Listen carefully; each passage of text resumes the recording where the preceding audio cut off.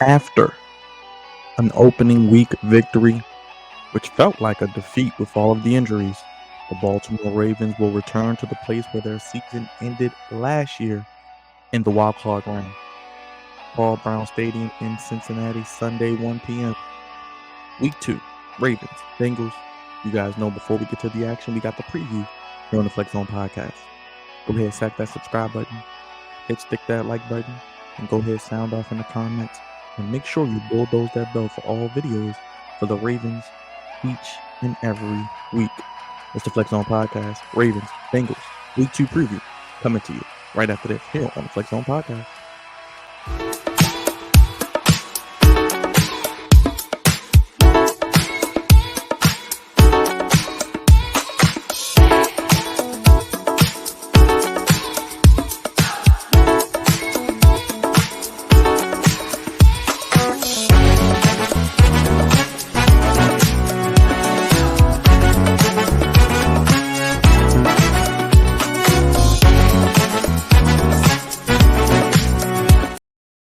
What is going on, Ravens flock? What is going on, Flex Zone family? God's favorite host here, back again for another Baltimore Ravens preview. Week 2 already. After a 25-9 victory over the Houston Texans at home last week, the Ravens traveled to Paul Brown Stadium, the place where their season ended last season in the wildcard round. We all remember that heartbreaking loss, the fumble, a game the Ravens really should have won. And if many of us would agree with, if number 8, Lamar Jackson, was playing, we probably win that game. It's very heartbreaking. And before people think I have on Bengals colors, I am repping the Orioles today as they are heading into a big series this weekend for first place in the American League East. The first place Orioles, who are actually on the brink of making the playoffs and winning the American League East. If you guys do keep up with the Flex Zone, you guys know we do all the Orioles content as well. Post-game shows, shorts, all types of videos regarding the O's, and much more coming as we head into the postseason. But enough about that. We'll get to the O's later on. Ravens, Bengals this week. Divisional matchup. Bengals got embarrassed last week. I did predict them to lose to Cleveland, but in that manner, Joe Burrow only throwing for 80 yards, 82 to be exact. Receivers, the entire offense looked a little sloppy, looked rusty. Didn't look like the Bengals we expected. As I mentioned, I did predict them to lose, but not get routed out of Cleveland. And give credit to the Browns defense. The Ravens are going to have to see them twice this year. It will not be an easy task. As I mentioned, Cleveland is an enigmatic team. They could win as many as 10, 11 games or lose as many as 10 and 11 games. So we'll get to that bridge when we cross it. But coming into this game, after the win, it's about the injuries. And let's go to the injury report. We know Mark Andrews is back at practice with the quad injury. Looks like he's going to try to play this week. Great. Because last week we got nothing out of the middle of the field, which Lamar does well. With the tight ends, likely had one catch. Kohler had a drop. We need Andrews back. Marlon Humphrey looks like he's going to be out again. Stanley looks like he's going to be out. I don't expect him back for a few weeks. Linderbaum, he's going to be out a few weeks. Marcus Williams is going to be out for an extended period of time. Is it the entire season? TBD. But right now, I don't expect him back for at least the next 8 to 10 weeks. J.K. Dobbins, probably the most heart-wrenching injury. Prayers up for J.K. Hopefully he can recover from his torn Achilles. I know everybody's talking about the Aaron Rodgers injury, but here in Baltimore, not having J.K. in this offense, not being able to see him with the healthy Lamar, Bateman, Andrews, Beckham, Flowers, it sucks. And maybe he does recover, and maybe the Ravens work out a deal with him for a minimum contract to return next year. But we're a long ways away from that. But this game is going to be interesting to kick off at 1 o'clock. Let's see what is going to happen. Before I get to the keys, I want to actually look at the weather for this game. Let's see. It's Sunday, 1 o'clock. Looks like it's going to be 76 on Sunday with 8-mile-per-hour winds, 66% humidity, 20% precip. So it looks like a nice, beautiful September afternoon for football in the Midwest. When I look at this game, and we can start with the offense with the keys. Penalties. Got to limit penalties. This team had 13 penalties last week, over 160 yards in penalties. You got to limit the penalties offensively and defensively, but most specifically offensively. We know you're not going to have your left tackle. We know you're not going to have your center. Moses at the right tackle. Zeitler at the right guard last week. They didn't have their best performances. You can't have the false starts. You can't have the holding penalties. You have to be aware of these things offensively. Limit the penalties. If we can get that number into single digits, the Ravens have a good chance at winning this game. Secondly, protect Lamar. Again, last week, we saw Lamar get sacked. We saw Lamar hurried. We saw Lamar not having time to set his feet and throw two open receivers down the field if you look at the all 22 film. Lamar does accept some blame because he does need to get rid of the ball quicker and help out his offensive line, but they have to protect Lamar. They cannot let him be on his back or running for his life this entire game. I think time of possession is going to be very, very important because we know the Ravens have their struggles in the secondary and they weren't really tested last week. It's going to be very, very important that they win time of possession. And with that being said, let's ride the bus, the Gus bus. Let's lather up Gus Edwards. Let's give him 15 to 20 carries. Let's utilize Justice Hill like we did last week. Out of the gun, draws, screen passes, counters, tosses, pitches, get him in space. But we need to get Gus Edwards going, running downhill. We may even get a little sprinkle of Melvin Gordon. He may get a couple touches. I think we need to run the football effectively and win time of possession. Because the Ravens really ran the ball well last week. All of their touchdowns were on the ground. They still are a good running football team, and they need to ride that while they have struggles offensively with the offensive line, and the receiving core is getting their footing together. Lamar can't have any turnovers. The fumbles, the costly interceptions, no turnovers, Lamar. We cannot have any turnovers. We can't give this offense extra possessions. Like I said, with the time of possession, you want to limit their possessions. Lamar, you can't give them easy opportunities to get points with turnovers. And lastly, wide receivers, tight ends, win in one-on-one coverage. Bateman looked good in his 3 targets. No Andrews. We have Andrews back this week. That's another target. Odell, I'm expecting him to have more than single-digit catches. I could see him getting the amount of catches maybe Zay Flowers had last week.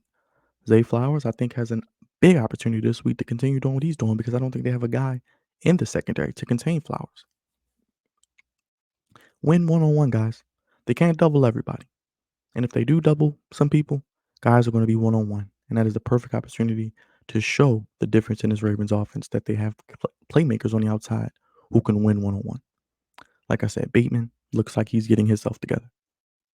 Looks like they're rubbing him up. Beckham looks like he's getting where he needs to be. Flowers, good as advertised. We know what Andrews is. Wide receivers and tight ends, let's go to work. Let's show what you can do and improve from week 1 to week 2. This offense is still a work in progress, guys. We have to pack our patience. We have to understand that this offense is not a finished product. This team didn't play in the preseason.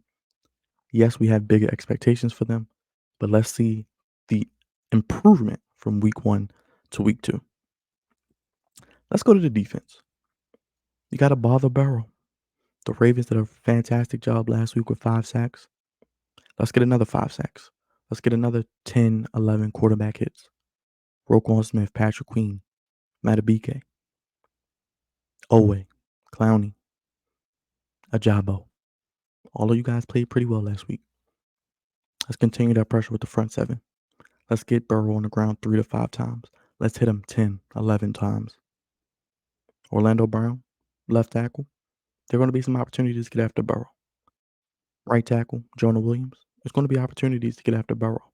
Make him hold on to the ball. Knock him off his spot. Don't allow him to get comfortable. Secondary. Next one. Limit Yak. Chase, Higgins, Boyd. We know what they can do. Cleveland did a good job last week. The secondary of the Ravens is probably the biggest question mark, even now without Marcus Williams, even the more known Marlon Humphrey. Limit yak. And that goes into my next key. Tackle well.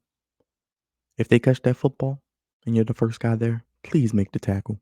Because if you don't, we've seen it in the past 3 years. These guys can take a 10-yard pass to the house, a 5-yard screen, 55, 60 yards down the field.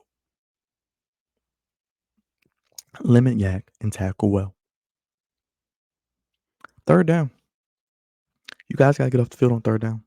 Don't allow them to extend drives. Don't allow them to have extra offensive opportunities with their plays. Get off the field on third down. Get the ball back to your offense.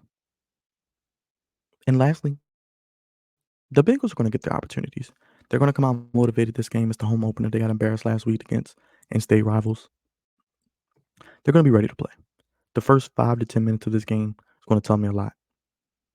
You know they're going to come out energetic. The crowd is going to be lively. They're going to get their opportunities offensively. They're going to make some plays, I think, against the defense. But limit their points. Make them kick field goals. Don't allow them to go up and down the field and score 3, 4 touchdowns. Make them kick 3, 4, 5 field goals. Limit their points. And special teams, I want to give a shout out to them. Can't forget them. Use Tucker. Every point in this game is going to be valuable. We don't need to do any stupid fourth down calls if we're in field goal range. Use Tucker. Take the 3. As I mentioned, the weather's going to be beautiful. Stout be stout. I love what I seen from Jordan Stout last week. Probably one of the most underrated things. He averaged 49.8, basically 50 yards for each of his punts. And he had 5 punts. So Stout looking like he was worth that 4th round pick out of Penn State in year 2. Special team spark. Who is going to be that special team spark? And what I mean by that, I got a question mark next to it because returner, Duvernay, Justice Hill even. Who can create a spark on special teams? We forget about this aspect of the football game so much. It's imperative that we get some big returns. We saw in the Jets game on Monday night when they beat the Bills. Punt return won the game. Getting a big time kick return, a big time punt return can be imperative of changing field position, changing momentum, and giving your offense prime field position.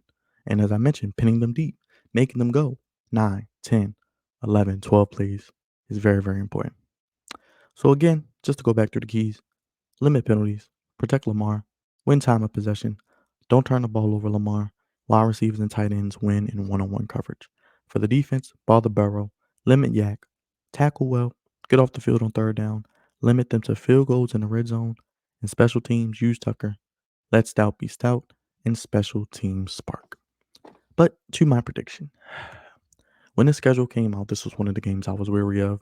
I definitely think Mike McDonald does a good job with his defense of containing this offense. Whether he has all of his horses or in this case where he will not, he doesn't. Whatever scheme he runs, where he mixes it up, playing some primary zone coverage, keeping things in front of them, not giving up the big plays, having a guy like Roquan who can command the middle of the field and command the defense communication-wise is very, very important. I don't think the Bengals are going to score a lot of points. I don't even think the Ravens are going to probably score a lot of points. I think it's going to be a nip and tuck, tight, but it's right. AFC North, black and blue battle, 3 to 4 point game. And I thought this was a game the Ravens probably would lose because they do get the Bengals at home on a Thursday night, which I do think they would win. But it's going to be tough because I do think that the Bengals are going to probably play their best game of the season. You're going to see a completely different team than what you saw last week because they got embarrassed. They don't want to go 0-2, but more importantly, they don't want to be 0-2 in a division. This team did start 0-2 last year, the Bengals, and they turned out pretty well. But this is a big-time game. The Ravens have played the Bengals tough in Cincinnati, but have sadly come up on the losing end the most recent times a lot.